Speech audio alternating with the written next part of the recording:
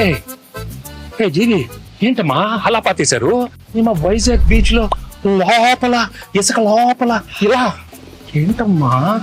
Music sitting అని పిలిచారు sir, పాతేశాడు sir. ఈ అనిల్ చూస్తే వణికేచేస్తుందమ్మా. ఏదో ఒకటి అడుగుతాడు. నాకు తెలిసి పటాస్ అప్పుడు బానే ఉన్నాడు సార్. మీరే బాగా ప్యాంపర్ చేశారు. నేను పాడతా దగ్గర నుంచి ఈయన్ని పాతేసే దాకా తీసుకొచ్చారు. సార్ సార్ సార్ సార్ ఏంటి ఏంటి ఏంటి సార్, సార్, సార్, అక్కడ చూడండి.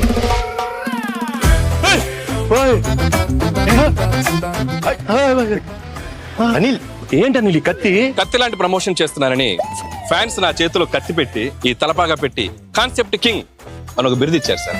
కానీ ఈ కత్తి చూడగానే ముహూర్తం రోజు ఒక కత్తి లాంటి ఒక వైరల్ ఐడియా చేయాలని, కానీ ఎన్ని ఐడియాలు నేనే ఇవ్వాలి. ఒక ఐడియా మీరు ఇవ్వచ్చు కదా. కత్తి లాంటి ఐడియా ఇస్తానమ్మా. అప్పుడు కత్తి మీ చేతిలో ఉండాలి సార్.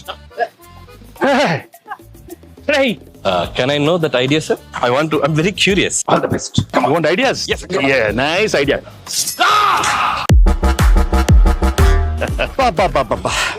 రావిపూడి రక్తంతో విజయ తిలకం దిద్దిన వెంకటేష్ గారు ఎలా ఉంది అనిల్? వైరల్ ఫీవర్ వచ్చాను నేను బయలుదేరి. ఆగమ్మా నీళ్ళు. ఈ సినిమాలో ఇంకో హీరో ఉన్నాడు, మరి నాతో తిలకం పెట్టించుకోవాలి. వీర తిలకం అమ్మాయిలు కదా పెట్టాలి.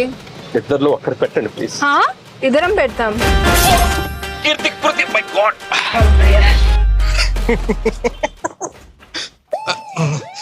బాగా ఎంజాయ్ చేస్తున్నట్టున్నా. జీవి గారు బ్రేక్ఫాస్ట్. వద్దురా, నా కడుపు నిండిపోయింది. ఎంత రాయలసీమ బ్యాక్ డ్రాప్ అయితే మాత్రం మరీ అంత రక్తపాతం అవసరమా? మనది ఫ్యామిలీ బ్యాక్ డ్రాప్ ప్లీజ్.